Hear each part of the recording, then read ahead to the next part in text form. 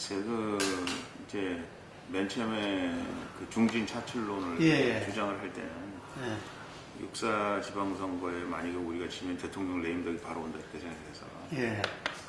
어떻게 하든지 이런 육사 선거를 좀 잘 치러야 되겠다 그런 생각이 있었어요. 그래서 우리가 정몽준 의원까지 해가 원희룡, 양정필 다 이제 했는데 그 세월호 전에는 뭐 우리가 압승하는 줄 알았어요. 그렇죠. 네. 근데 이제 세월호 사건 이후에 우리가 겨우 그런 어떤 그 빅수라고 그러나요? 예. 빅수의 네. 바둑이. 예, 빅수 이제 그렇게 됐는데 하여간 요번 그 지방선거를 치르면서 우리가 항상 얘기하는 국민은 바다와 같아서 배를 띄울 수도 있고 배를 뒤집을 수도 있다는 것을 뼈저리게 느끼고 정말 국민에게 다가가는 그런 새누리당이 돼야 되겠다, 여당이 돼야 되겠다 그런 생각을 많이 했어요. 그 대통령이 좀 어렵지 않습니까? 예. 인기가 떨어지고 좀 어렵고 그래서 이제 우리 당원들 사이에서도 대통령에 대한 오해가 많은 것 같아요. 예. 그러나 이건 어쨌든 지금 대통령 중반기고 이번이 잘 돼야 새누리당도 미래가 있고 또 우리가 뭐 730 재보궐은 바로 앞으로 다가왔습니다만 이런 총선이나 정권 재창출을 하기 위해서는 당이 살아야 하는데 뭐 좀 죄송하긴 하지만 그래도 원만한 당청 관계를 비롯해서 당이 살게 하는 데 있어서도 제 역할이 있을 것 같아요. 그런 의미에서 제가 이건 최선을 다하겠다 그런 각오를 가지고 출마했습니다. 우리가 이제 당청하고 뭐 얘기를 많이 하지 않았겠습니까? 예. 기초연구를 비롯해서 하여간 수만 가지에 대해서 여러 가지 얘기들을 많이 나눴는데 중요한 거는 우리가 그 얘기를 할 때 뭐 창문 열어놓고 뭐 서로 떠들면서 얘기하지 않았다는 거죠. 예. 그래서 치열하게 토론을 많이 했습니다. 그리고 항상 얘기지만 아니 우리 대통령이잖아요. 그리고 우리 당으로 보면 당비를 제일 많이 내는 유력당원이란 말이에요. 근데 대통령이 뭐라고 생각하시고 또 대통령이 뭐라고 이게 중요하다고 생각하는 거에 대해서 우리가 남이 생각하는 것보다 남이 얘기하고 남이 그렇게 제안하는 것보다 더 한번 생각해보고 더 거기에 그야말로 때나 가중치를 두고 하는 건 너무 당연한 거라고 생각해요. 그거를 뭐 수직적인 당청 관계로 이렇게 얘기할 수는 없고요. 또 청와대 스탠스도 많이 변했어요. 많이 이제 우리가 얘기하는 것에 의해서 많이 바뀌고 또 우리하고 많이 조정됐고 그래서 나는 쓴소리는 나는 할 수 있다고 생각해요. 쓴소리 하는 게 중요한 거지. 쓴소리를 할 수 있느냐 없느냐가 중요한 거지. 우리가 국민에게 대고 나 이렇게 쓴소리 합니다. 그러니까 국민 여러분 나 이렇게 훌륭한 사람입니다. 이렇게 얘기하는 건 아니다. 저는 그렇게 생각합니다. 그럴 수도 있겠죠. 그럴 수도 있는데 이제 이게 일종의 그 취임 초기 아니겠어요? 이제 1년 5개월 됐는데 이제 초기에 맨 처음 시작하면서의 시행착오가 좀 있었을 수 있다고 생각을 합니다.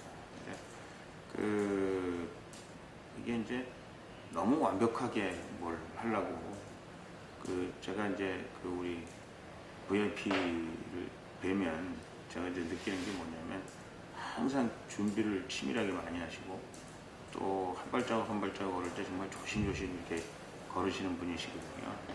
그러다 보니까 제가 보기에는 이렇게 좀 빨리빨리 해야 될 문제라든가 아니면 좀 바운드를 좀 넓혀야 될 그런 상황이 있다든가 이럴 때 남들보다 빨리빨리 못 하시는 그런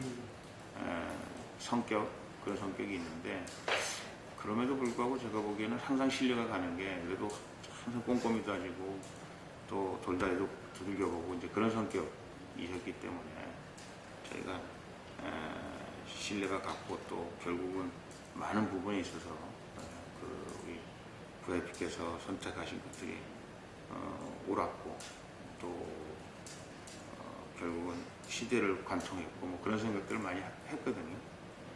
그래서 지금 말씀하신 대로 지금 내각이 약간 무력하고 뭐 그런 면에 있어서 동의를 합니다만은 이게 해결돼야 될 부분은 빨리 해결이 되고 또 고쳐야 될 부분은 빨리 이제 고쳐서 대통령께서도 이제 국가 대개조해야 된다는 문제에 대해서 이제 동의를 하셨으니까 또 그걸 일종의 화두로 내놓으셨으니까 그렇게 되면 아마 좀 더 빠르게 진전되지 않을까 싶어요. 당의 지도부가 우리가 이제 당의 지도부가 되면 지도부 할 일이 너무 많아요. 너무 바빠. 매일 우리가 뭐 기자 인터뷰 해야죠, 매일 회의해야죠, 뭐 그 당에 돌아가는 거 매일 살펴야죠. 이게 너무 할 일이 많거든요. 그러다 보니까 최고위원들끼리 뭐 하는 일, 그 중앙에서 뭐 하는 일에 함몰되다 보면은 실제로 중요한 걸 놓치게 되더라고요. 그게 뭐냐면 사실은 전국에 있는 지방당원들과의 소통이 굉장히 중요하거든요. 지금 제가 선거운동하면서 다니면서 만나보면 노트 한 권씩의 불만이 있어요. 근데 아무도 들어주는 사람이 없다는 게 그 사람들이 되고 안 되고 자기들도 알아. 안 될 수 있다라는 거. 그리고 이게 되는 게 이렇게 쉽지 않다는 것도 알아. 근데 중요한 건 뭐냐면 얘기조차 안 들어준다는 게 이 사람들의 가장 큰 불만이에요. 그래서 나는 물론 최고위원이 되면 최고위원들은 하방해라. 내가 보기에는 최소한 일주일에 한두 번씩은 하방해서 사람들하고 소통해라. 그리고 정말 그 사람들이 뭘 제일 억울해하고 슬퍼하고 가슴 아파하고 필요로 하고 하는 것들을 우리가 알아갖고 와야 그게 제대로 된 최고위원이 맨날 우리끼리 모여서 우리끼리 얼굴 보고 뭐 니 잘나니 내 잘나니 청와대가 잘하니 못하니 이거는 내가 보기엔 누구한테 정확한 청와대나 예를 들어서 행정을 집행하는 사람한테 정확한 정보를 주는 것도 말하자면 안 될 뿐만 아니라 자기가 그게 그야말로 몸으로 느끼고 체득하고 그래서 그것 때문에 자기가 정말 온몸으로 얘기하고 그냥 건성건성 듣고 대충 얘기하는 얘기하고 많이 다르다고 생각하거든요. 그래서 최고위원에서 제일 먼저 해야 될 일은 하방에서 소통하는 거죠. 네. 그래가지고 뭐 회의하고 싶으면 화상회의하라고 그래요. 화상회의하라고. 그래서 지역에 아주 생생한 의견을 좀 전달해요. 최고위원들은 전국 각지로 뭐 각지로 각지로 흩어져서 하여간 계속해서 그 지역의 의견을 좀 듣고 지역의 의견을 그야말로 맞다나 빨리빨리 수용할 수 있는 거 빨리빨리 수용하고 국민들이 어렵고 힘들고 고통받는 데를 좀 긁어주는 그런 최고위원인데 이전에 보면은 지방에 가서 최고위원 회의를 거기서 하는 건 종종 있었던 것 같습니다. 예. 그거는 이제 지금 회의를 하는 거고 그것도 이제 의미가 있지만 나는 이제 최고위원 한 사람 한 사람이 우리 5명 당선되잖아요. 이 사람들이 하방하라니까 거기 지역에 가서 항상 최고위원이라는 게 하방이 아니라 중앙에서 일을 처리하라고 있는 거 아닙니까? 아니 그러니까 실제로 지금 우리 국민들이 느끼고 당원들이 느끼고 하는 거를 중앙에서 그냥 말하자면 인포메이션을 수집해서 그거를 적당히 자기 눈으로 재단을 해가지고 그래서 그걸 얘기하지 말고 자기가 직접 가서 고기를 잡아보라 이 말이에요. 도랑도 쳐보고 직접 가서 사람들을 만나보고 직접 가서 현장에서 무슨 일이 어떻게 일어나고 있는가 우르르 최고위원 몰려가서 한번 회의하는 게 아니라 최고위원 한 사람 한 사람 현장에 밖에서 그 사람들과 함께 소통하는 게 굉장히 중요해요. 뇌를 따라서 우리 정당 문화의 대혁신이 이루어지겠네요. 저는 그렇게 해야 된다고 생각합니다. 그렇지 않고서는 지금 돌아간 민심을 우리가 되돌리기가 쉽지 않다고 생각합니다. 근데 뭐 기존 제도권 전체가 사실은 계속 불신을 당해왔죠. 그럼에도 불구하고 이제 국민들이 다른 선택이 없었고 다른 대안이 없어서 결국은 이제 선거 때가 되면 여당이 됐건 야당이 됐건 이제 선택을 했거든요. 뭐 맨날 그분들이 그래요. 이제 더 이상 못 참겠다, 더 이상 못 참겠다 그러는데 우리가 더 이상 못 참겠다 그러다가도 선택하고 또 그러다가도 선택하고 그러니까 에이그 뭐 맨날 그러는 거겠지. 이러다가 정말 임계점에 따라서 빵 터지면 그때는 정말 수습이 안 된다는 거지. 그걸 우리가 명심해야지. 강조하고 싶은 거는 이 중앙당의 슬림화. 이건 우리가 이제 다 얘기하는데요. 중앙당의 슬림화하고 그러니까 우리가 당이라는 사무총장을 잘 아실 거예요. 그러니까 다 알아. 이게 당이라는 게 필요한 건 다 알아요. 근데 사실은 당이 필요한 데는 지방이야. 중앙은 그야말로 떠나 이게 말하자면 물 먹는 하마나 마찬가지예요.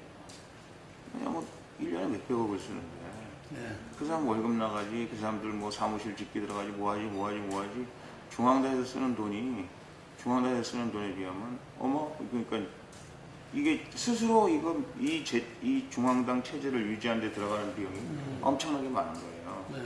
그래서 내가 보기에 우리 정치 비용을 줄이려면 중앙당을 그냥 놔두려면 그러니까 지방당을 활성화해야 돼요. 제가 보기에. 아까 우리가 말하는 그 최고위원이 하방하는 거랑 마찬가지로 이 중앙당을 슬림화해서 이제 중앙당은 그대로 놔두고 지방당을 막 활성화해야 된다 그러면 지금 있는 인구의 배가 늘어나잖아요.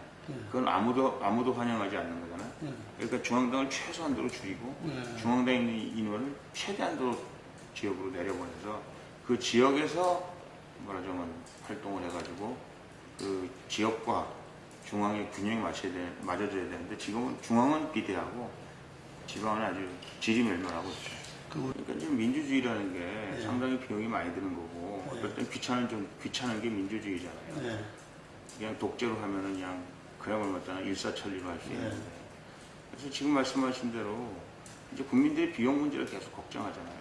근데 이게 오히려 그 지구당을 적당히 그 활성화하고 그걸 정부에서 인정하는 것이 지금처럼 뭐 무슨 연구소 만들고 뭐 한반도 연구소, 뭐 미래 연구소, 뭐 연구소, 동네방네 다 연구소 만들고 이게 저기 지구당 역할을 대신하고 있잖아요. 그것이 만들어내는 폐해보다는 오히려 돈도 더 덜 들고 또 더 실질적으로 운영될 수 있지 않을까 그런 생각이 듭니다. 그리고 이제 선거가 막 이제 과열되다 보면 본인들하고 관계없이 또 본인을 지지하는 사람들이 뭐 그런 일이 일어날 수는 있다고 생각을 합니다. 그럼에도 불구하고 지금 이강이 벌이는 형태는 이거는 좀 안타까운 면이 있죠. 우리 당내에서 결투를 할 때는 글로벌을 끼고 목공을 가지고 결투를 하는 거잖아요. 그렇죠. 결투를 하는 거죠. 이게 무슨 딴 데 나가서 싸움하는 거지 진짜 전쟁하는 것처럼 이게 무슨 그야말로 못한 진검을 가지고 승부하는 게 아니잖아요. 왜냐면 우리가 상대방을 쳐도 그 상대방을 잘 또 보호해서 이 상대방이 결국은 우리의 장수고 우리의 지도자고 우리 앞날을 밝혀줄 사람 중에 한 사람 아니겠습니까? 근데 지금 하는 거는 마치 진검승부하는 것처럼 지금 승부를 하고 있단 말이죠. 그런 게 이제 아니 1등은 뭐합니까? 당원들이 반대하고 국민이 벌이는 1등은 아무 소용이 없다는 거 역사적으로 측면에서는 뭐 당대표 하다가 망한 사람이 한두 명이에요. 그러니까 그런 전철을 밟지 않아야 되고 서로가 그야말로 어떤 금도를 지켜야 되는데 나도 이제 이렇게 후보를 하다 보면 당하는 사람 입장에서 보면 저게 약오르거든요. 그러니까 괜히 이제 표현이 길거리 지나가다 누구한테 따고 한대 맞으면 그런 기분이잖아요. 그러니까 그거를 그 당한 사람의 입장을 이해는 하면서도 그러나 어떻게 참으란 말이냐 이거를 어떻게 이거를 그냥 얘기 안 하고 지나가란 말이냐 사실 특별히 드릴 답도 별로 없어요. 그러나 그럼에도 불구하고 하여간 결국은 전당대회가 축제 분위기로 가고 모든 국민들이 거기서 만들어지는 최고위원에 대해서 감사하고 박수치고 그래야 될 분위기에서 이렇게 가면 안 된다는 거죠. 이게 걱정이죠. 뭐 매일 자신 있고 매일 자신 없고 그런 거죠. 그렇습니다. 근데 이제 뭐 이렇게 생각해 보면 이런저런 이유 때문에 자신 있고 저렇게 생각해 보면 이런저런 이유 때문에 자신이 없고 그렇긴 해요. 그런데 어쨌든 분명한 거는 이 국민 아직 저 당원들이 선택을 안 했다는 거고요. 지금 대부분의 사람들이 이제 1인 2표제잖아요. 두 번째 표를 행사하는 것에 대해서는 진짜 완전히 블라인드거든요, 지금. 지금 그 여론조사 자체가 내가 보기엔 거의 틀린다고 생각해요. 아니, 지금 당원들을 조사해도 그것이 별 큰 의미가 없다는 거죠. 나한테도 여론조사 기관에 연락이 왔어요. 1번은 누구 찍을 거냐? 홍문종 찍는다. 2번은 누구 찍을 거냐? 2번? 난 1번 누구 찍냐고 물어볼 줄 알았더니 2번을 누구 찍느냐고 물어본단 말이에요. 근데 여론조사를 당한 사람들이 다 똑같이 당하는 그런 당혹감이에요. 누구 찍는다냐? 야, 아무나 찍는 소리지 뭐. 그냥 빨리빨리 얘기하라는 그런 분위기라서 뭐 누구 찍는다고 얘기했어요. 이런 분위기거든요. 그러니까 지금 1인 2표제라는 게 우리 선배들이 만든 제도이긴 하지만 이게 아주 절묘한 그리고 이게 아주 심오한 뜻을 가지고 있어요. 이게 이제 1인 2표제라는 게 뭐냐면 하나는 너 좋아하는 사람 찍고 하나는 당과 국가 민족을 위해서 필요하다고 생각하는 사람을 찍어야 해요. 네가 좋아하고 나빠고를 떠나서 대통령을 위한다는 사람들 예를 들어서 대통령이 잘 되기를 원한다든지 아니면 새누리당이 잘 되기를 원한다든지 그래서 필요한 사람이 누굴까? 이걸 찍어야 돼. 하나는 너 좋아하는 사람 찍고 그럼 이제 어떻게 생각하면 표가 그러면 또 산더미처럼 몰려올 것 같기도 하고 어떻게 생각하면 한 표도 없을 것 같기도 하고 뭐 그런 거죠. 굉장히 어렵다고 보죠. 굉장히 어렵다고 보는데 그래도 다행인 게 지금 이제 야당에서 그 애들 말마다 똥볼 차고 있거든요. 지금. 그렇죠. 그래서 예, 전략 공격 예. 불줄이 크죠. 야당에서 굉장히 잘했다면 예. 이번 선거에 전패할 뻔했는데 저희가 이제 기사 회생할 수 있는 길이 생겼다 그런 생각이 들어요. 그렇긴 하지만 하여간 그럼에도 불구하고 아직도 지금 전체적으로 이 그림 자체가 그렇게 녹록지만 않아요. 아시다시피 뭐 김도관, 뭐 손학규 뭐 이런 사람들이 지금 이름이 아직도 거론되고 있고 전반적으로 그 새누리당이 더 많은 지역을 동작도 그렇고 김포도 그렇고 수원도 그렇고 다 새누리당이었는데 그게 과연 우리가 유지할 수 있을까 생각하면 참 나름대로 걱정이 많이 됩니다.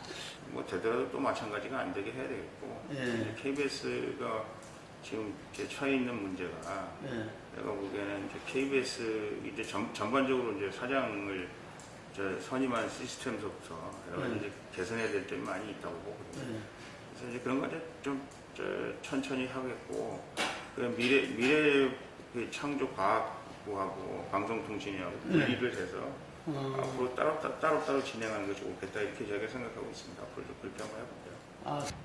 7.14 전당대회는 새누리당과 박근혜 정부의 중요한 전당대회라고 생각을 합니다. 저는 이번 전당대회를 통해서 우리 국민들의 뜻이 어디 있는지, 우리 국민들이 어디가 아프고 어디가 가려운지를 알아내는 전당대회가 되어야 될 뿐만 아니라 모든 세대를 아우르는 용광로 리더십을 만드는 전당대회가 되어야 된다고 생각합니다. 나이 든 사람, 젊은 사람, 남자, 여자, 동서, 과거, 미래, 우리 모든 세대를 합해서 하나로 만들 수 있는 그리고 그래서 우리 대한민국을 하나로 엮어낼 수 있는 7.14 전당대회가 됐으면 좋겠다. 제가 그 역할을 자임하고 나섰습니다. 많은 당원 동지 여러분들과 우리 대한민국 국민 여러분들께서 지켜봐 주시고 도와주시고 그 일을 해나갈 수 있도록 적극적인 성원과 지원을 부탁드립니다. 감사합니다.